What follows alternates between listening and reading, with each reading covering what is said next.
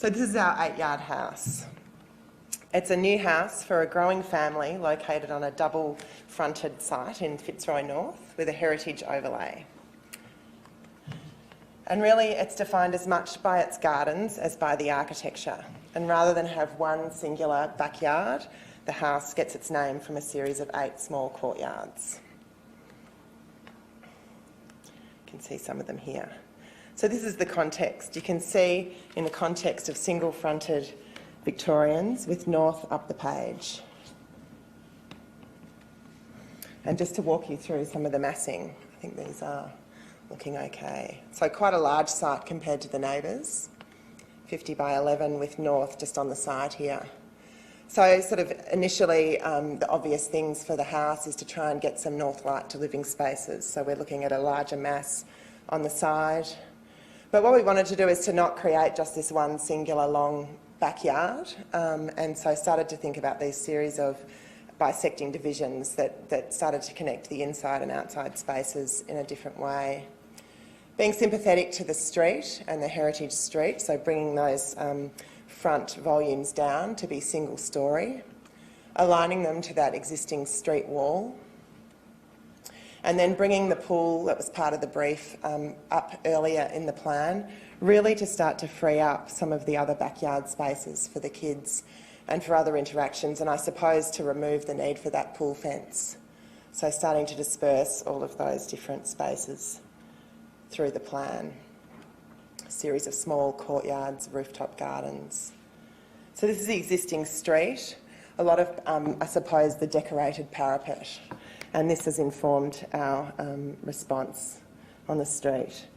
While the existing house, it's a dilapidated cream brick veneer, and while it was demolished, the cream bricks were recycled and reused.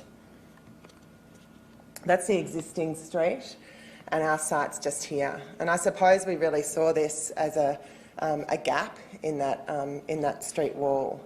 And we've really seen our response as a street healing gesture. I'm just hoping we can get the commission for the neighbours to finish the work. You can see here with our sunbursts lining up and trying to align that rhythm, I suppose, of the single-fronted Victorians, even though this is a double-fronted site, also with the punched openings. You can see our starburst contribution for the decorated parapet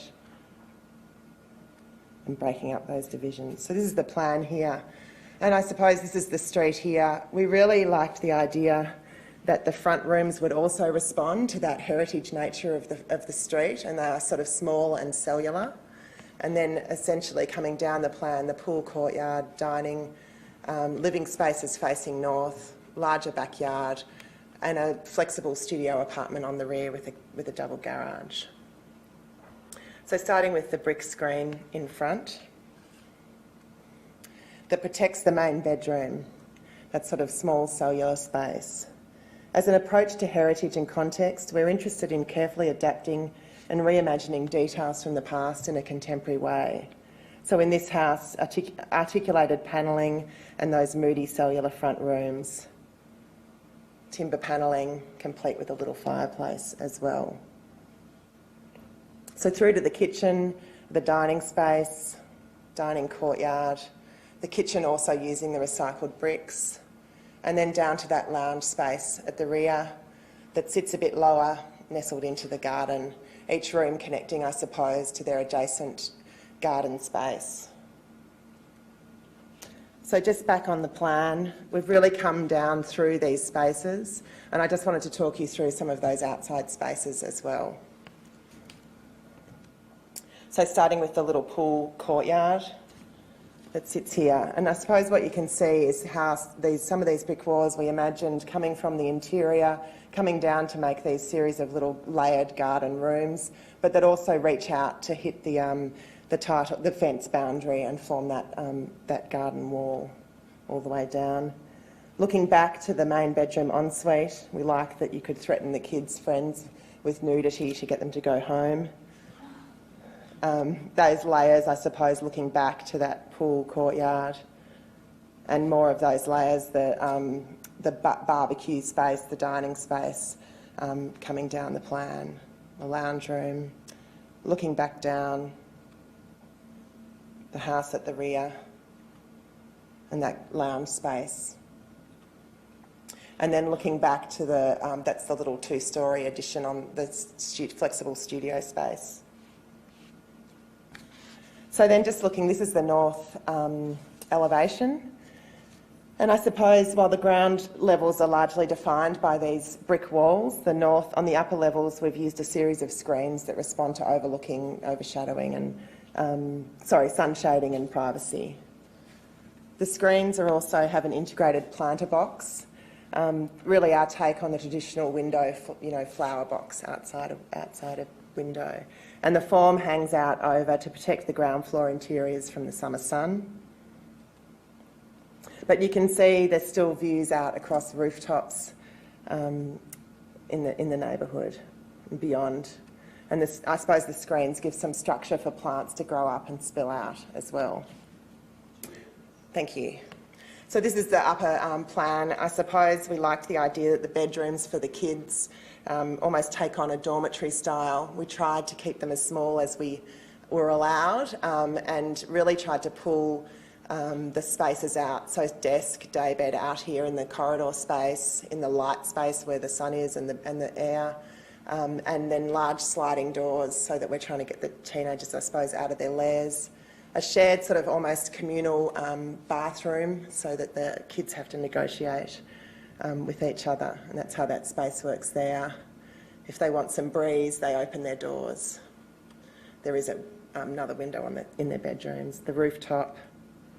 And then, look, I just wanted to finish on some details. I suppose we obsess over every single one. This front brick screen was obviously a major thing. And I suppose getting the detailing right, caring about all the bits, but also trying to work out how we really embrace those bricks that were, in some ways, it's not a heritage restoration, but we almost treated the brick as the thing that we were bringing some of that history back to the site. And so we obsessed a lot about the treatment of them. How much do we treat them to get a sort of, I suppose, a cohesive facade response, testing levels of paint and bagging, how to leave the brick stamps on the side, so how much to add. In some ways it was a restoration of a brick project. Brick arches, the sunburst. I think I've got 10 seconds. And then the last one as well, those window boxes, which are obviously an important aspect. So detailing them up, test fits on site, and then taking them away for powder coating and then bringing them back, attaching them in. And that's really it. I mean, look, I think we hope that our projects will look better in 10 years than they do the day we photograph them. We try and wait for landscape, but really we imagine these walls and the landscape spilling down, reaching across those arches and coming up. And we look forward to seeing that happen. Thanks.